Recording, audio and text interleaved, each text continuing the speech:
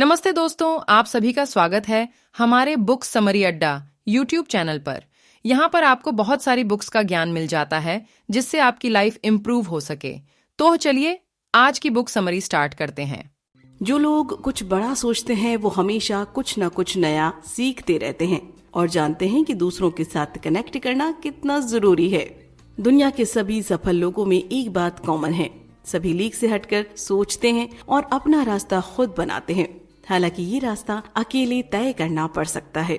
हम समाज में रहना पसंद करते हैं। अगर हम बने बनाए नियमों और चल रही प्रथाओं पर सवाल उठाते हैं तो अकेले पड़ जाने का खतरा होता है। लेकिन जरा सोचिए कि अगर हर कोई ऐसा सोचता तो क्या दुनिया में इतनी तरक्की हो पाती? कोपरनिकस के ये कहने पर कि धरती सूरज का चक्कर लगाती है, न जाने कितने लोग उनके खिलाफ हो गए।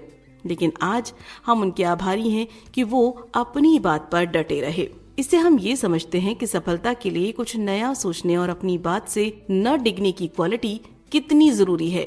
जॉन ये भी कहते हैं कि इसके लिए आपको आइंस्टाइन और गैलीलियो बनने की जरूरत नहीं है। एक सामान्य इंसान भी क्रिएटिव हो सकता है। इसके लिए बस थोड़ी टेक्निक और अभ्यास की जरूरत है। आखिर एक समय पर तो आइंस्टाइन और गैलीलियो भी आम लोगों में से थे। जनरल इलेक्ट्रिक्स के सीईओ जैक वॉल्श हमेशा अपने कर्मचारियों को ये समझाते हैं कि सेल्स टारगेट अचीव करने से जरूरी है अपने ग्राहकों के साथ रिलेशनशिप मेंटेन करना, क्योंकि वो जानते हैं कि बड़ा फायदा पाने के लिए कभी कभी छोटे फायदे इग्नोर करने पड़ते हैं। लेकिन आप ये अंदाजा कैसे लगा सकते हैं? लगातार सीख कर। जो लोग एक बड़ा लक्ष्य लेकर चलते हैं उनमें हमेशा कुछ न कुछ सीखने की चाहत रहती है। ये नई जगह घूमते रहते हैं, नए लोगों से मिलते हैं और नए स्किल्स सीखते रहते हैं। जॉन के पास इसका बड़ा आसान सा तरीका है। अपने दिन भर की शुरुआत में अपना शेड्यूल देखकर जॉन इस बात पर ध्यान देते हैं कि आज दिन भर में क्या सीखा जा सकता है और खुद को उसके मुताबिक तैयार कर लेते हैं। एक बार वो नेशनल फुटबॉल लीग के कोच डेव के साथ डिनर कर रहे थे। उन्होंने इस पूरे वक्त में डेव से टीम वर्क से जुड़ी बातें की और एक नया नजरिया लेकर वापस लौटे। इस तरह आप भी रोज कुछ नया सीख सकते हैं। इसके लिए आपको न अलग से वक्त निकालना है और न ही पैसे देने हैं। बस अपने रूटीन पर नजर डालिए और सोचिए कि आपके पास आज के दिन में क्या मौके हैं। ये तरकीब आपके बहुत काम आती है। इससे आपको ये जानने और समझने का मौका मिलता है कि दूसरे लोग किस तरह से सोचते हैं। एम्पैथी के लिए ये सबसे जरूरी है। इससे आपके रिश्ते भी बेहतर बनते हैं, क्योंकि अब आप समझने लगते हैं कि आपके आसपास रहने वाले लोग, आपका लाइफ पार्टनर, बच्चे, दोस्त, क्लाइंट, ये सब आपसे क्या चाहते हैं। अब आप सिर्फ अपने नहीं, दूसरों के बारे में भी सोचने लगते हैं। अपने लिए ऐसे टारगेट सेट कीजिए जो रियलिस्टिक हो और उनको पूरा करने में जुट जाइए। रियलिटी क्या होती है? इसका कोई फिलोसॉफिकल जवाब मत सोचिए। सरल शब्दों में रियलिटी आपकी चाहत और व्यवहारिकता का अंतर्भर है। अगर आप सफल होना चाहते हैं तो आपको अपनी कल्पना की दुनिया से बाहर निकलकर रियलिस्टिक सोच को अपनाना होगा। एक बिजनेसमैन का उदाहरण लीजिए जो रियलिस्टिक तरीके से नहीं सोचता है। वो अपनी कंपनी की ग्रोथ को लेकर बहुत पॉजिटिव है। पॉजिटिविटी अच्छी बात है, पर यहाँ समस्या ये है कि उसके पास कोई फ्यूचर प्लान नहीं है। तो क्या सिर्फ पॉजिटिव रहकर वो अपनी कंपनी को बचा सकता है? आखिरकार वो एक खराब लीडर साबित होता है। इसके विपरीत रियलिस्टिक थिंकिंग आपको एक बेहतर लीडर बनाती है। यानी अगर आप रियलिस्टिक होकर सोचते हैं तो आप न सिर्फ अपने लिए सही गोल सेट कर पाते हैं, बल्कि उनको पाने के लिए सही प्लान भी बनाते हैं। इस तरह आप चीजों को आसान करते जाते हैं। आपके ऊपर ढेर सारी उलझनों का बोझ नहीं होता है। लेकिन अगर आप स्वाभाविक तौर पर एक रियलिस्टिक ना होकर ऑप्टिमिस्टिक हैं, तब क्या करना चाहिए? तब आपको होमवर्क करने की जरूरत है। यानी तब आप अपने टारगेट के हर पहलू को स्टडी कीजिए और ज्यादा से ज्यादा फैक्ट्स इकट्ठे कीजिए। मान लीजिए आप कोई बिजनेस लीडर हैं जो अपने अगले प्लान के बारे में सोच रहा है। एक बार सोच कर देखिए कि अगर आपका फंड खत्म हो जाए या कस्टमर आपको पेमेंट ना करें या फिर मार्केट ही ठप हो जाए, तब आप क्या करेंगे? इन सब की संभावनाओं पर अच्छी तरह स्टडी करके इन्फॉर्मेशन इकट्ठी कीजिए, वरना आपकी रियलिस्टिक सोच भला किस काम आएगी। आपको प्रेजुडिस नहीं होना है। इससे आपकी सोच और डिसीजन मेकिंग पर बुरा असर पड़ता है। जरूरी नहीं है कि हर आइडिया आपको खुद ही आ जाए। अपने आसपास के लोगों को देखकर आप सीख सकते हैं कि उन्होंने इन परिस्थितियों में क्या किया है। लेखक जॉन ने भी कई बार ऐसा किया है। क्रिएटिविटी आपको भीड़ में एक अलग पहचान दिलाती है। आप चाहें जो भी काम करते हो, आपकी क्रिएटिविटी आपका एक्स फैक्टर साबित होती है। आइंस्टीन ने कहा था, इमेजिनेशन नॉलेज से बढ़कर होती है। उनकी बात सही थी। आप जहाँ काम करते हैं वहाँ आपकी पोस्ट या डेजिग्नेशन से ज्यादा आपके आइडियाज मैटर करते हैं। आइंस्टीन एक जीनियस थे। उनकी क्रिएटिव सोच उनके स्वभाव का हिस्सा थी। हालांकि हर इंसान इस क्वालिटी के साथ जन्म नहीं लेते, पर कुछ तरीके हैं जो आपको ज्यादा क्रिएटिव बना सकते हैं।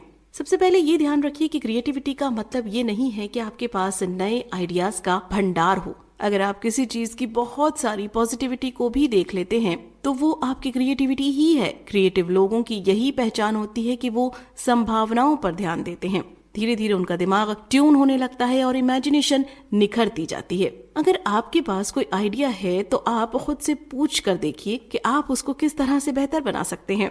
यानी आपके पास मछली पकड़ने का जाल हो तो आप मछली पकड़ सकते हैं, पर अगर जाल का आकार बढ़ा दिया जाए तो ज्यादा मछलियां पकड़ में आएंगी, है ना। जो लोग रियलिस्टिक होकर सोचते हैं वो किसी एक ऑप्शन पर ध्यान नहीं देते हैं। इनकी कोशिश रहती है कि ज्यादा से ज्यादा ऑप्शन ढूंढकर उनमें से एक बेस्ट ऑप्शन चुना जाए। इसका दूसरा फायदा ये है कि आपके पास बैकअप प्लान भी तैयार रहता है। क्रिएटिव थिंकिंग आपको ज्यादा डिजायरेबल बनाती है। क्रिएटिविटी आपकी इंटेलिजेंस का एक फनी मूड है। अगर इसकी व्याख्या करें तो इसका मतलब ये निकलता है कि आपको क्रिएटिव बनने के लिए एक साइंटिस्ट या आर्टिस्ट बनने की जरूरत नहीं है। बिना एफर्ट लगाए जो आइडिया आपको आने लगे वही आपकी क्रिएटिविटी है। जब आप खुश होते हैं तो इसका लेवल सबसे ज्यादा होता है। लियोनार्डो दा विंची इसका एक अच्छा उदाहरण है। उनको जितने आइडियाज आते थे उन्होंने उन सब पर काम किया है।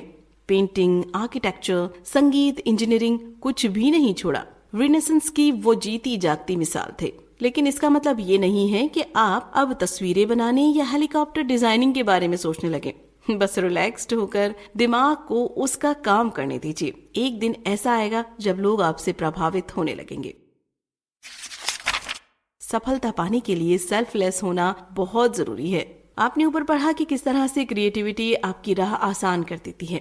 इसके अलावा एक और चीज है जो आपकी बहुत मदद करती है, वो है निस्वार्थ भाव से काम करना। अगर आप इसे अपने जीवन में उतार लेते हैं, सफलता की नई परिभाषा बना सकते हैं। किसी की मदद करने का फल हमेशा अच्छा होता है। इससे आपको बहुत सुकून मिलता है। जरा एक दिन बिना किसी स्वार्थ के लोगों की मदद करके देखिए कि आपको रात को कितनी चैन की नींद आती है। यहाँ आपको अल्फ्रेड नोबेल के जीवन से जुड़ी घटना जानना जरूरी है। एक दिन अखबार में वो अपनी मौत की खबर देकर हैरान रह गए। ये खबर छपी तो गलती से थी, लेकिन इसकी वजह से उन्होंने अपनी जिंदगी को एक नया मोड़ दे दिया। उस खबर में लिखा था कि किस तरह से अल्फ्रेड नोबेल का बनाया गया डायनामाइट हजारों लोगों की जान ले रहा था। यानी अल्फ्रेड इन मौतों के जिम्मेदार थे। ये पढ़कर उनको बहुत दुख हुआ। उन्होंने सोचा कि क्या उनके जाने के बाद लोग इसी तरह एक हत्यारे के रूप में उनको याद रखेंगे। उन्होंने इसे बदलने की ठानी। उन्होंने सोचा कि अब कुछ ऐसा काम किया जाए कि दुनिया उनको अच्छे इंसान के तौर पर याद करे। उन्होंने अपने कमाए पैसों से एक ट्रस्ट बनाया और इस तरह से 1895 में नोबेल पुरस्कार की शुरुआत की।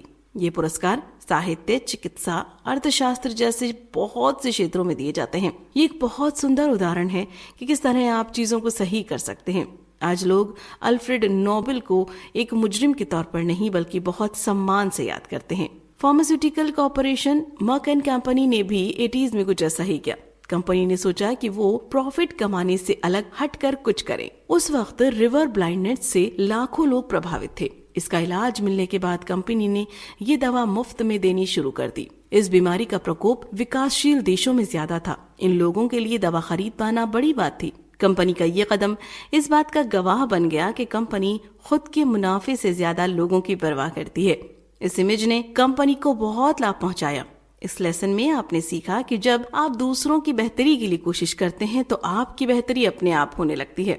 अगर आप अच्छे रिजल्ट्स चाहते हैं तो भेड़ चाल से बचिए। हम अक्सर हर उस बात को अच्छा और सही समझ लेते हैं जिसे मेजॉरिटी सपोर्ट करती है। इससे बड़े बड़े बिजनेस हाउस भी अछूते नहीं है।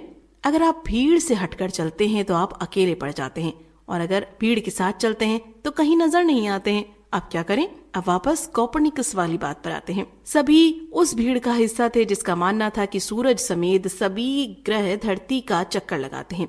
अगर कोई इससे इनकार करता तो उसे पागल कहा जाता।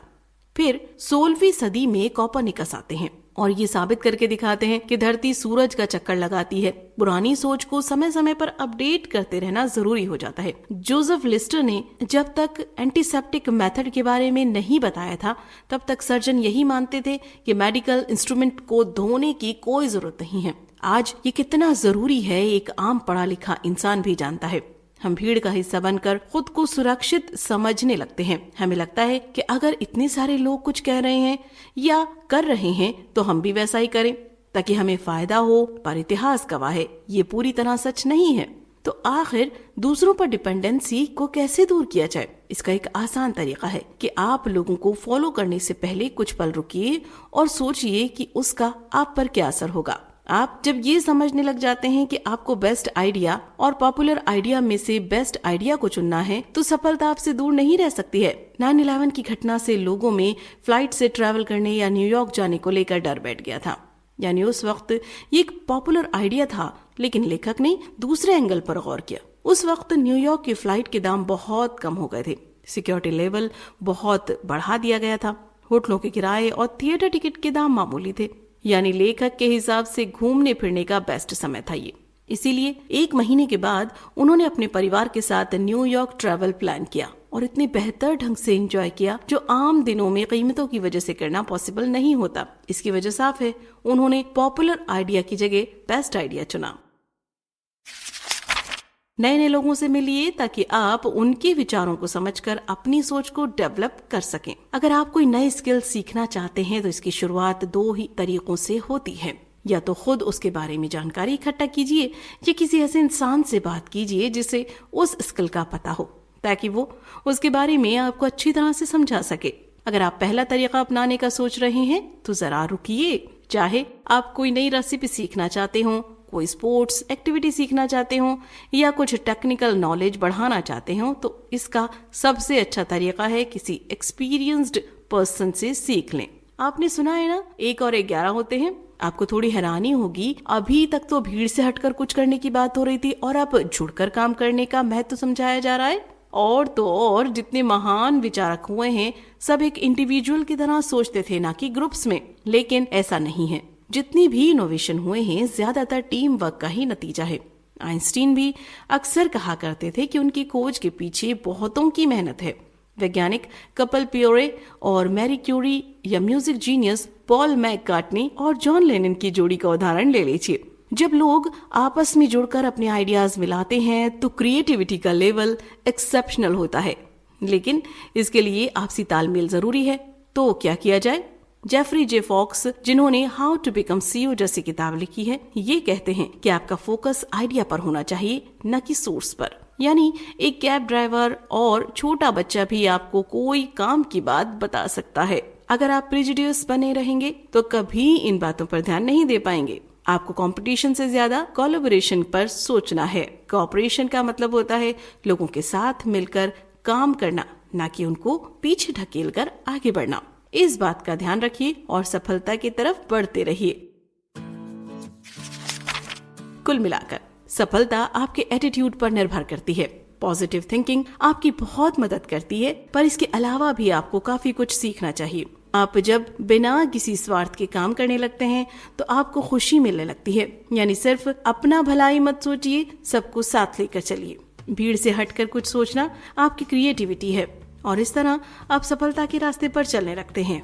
क्या करें? आप सिर्फ एक दिन पर नहीं, अपनी लाइफ पर फोकस कीजिए। ज्यादातर लोग सिर्फ अगले दिन के बारे में सोचकर जीते हैं। उनको ये ख्याल ही नहीं आता है कि 1 महीने बाद या 1 साल बाद वो किस लेवल पर पहुंचना चाहते हैं। इसीलिए सफलता उनसे दूर रहती है। इस रवैये से बचिए। आने वाले कल में आप क्या अचीव करना चाहते हैं उसकी प्लानिंग कीजिए। ज्यादा नहीं तो अगले 30 दिनों का प्लान बना लीजिए। अपना काम, परिवार, दोस्त सबके लिए वक्त तय कीजिए। इस तरह आपका टारगेट भी पूरा हो जाएगा और आप खुश भी रहेंगे। उम्मीद करते हैं आपको हमारी यह बुक समरी पसंद आई होगी और अच्छा लगे तो लाइक और सब्सक्राइब जरूर करें ताकि आप हमारे नए वीडियोस से अपडेट रह सकें। फिर मिलते हैं अगली वीडियो में। धन्यवाद।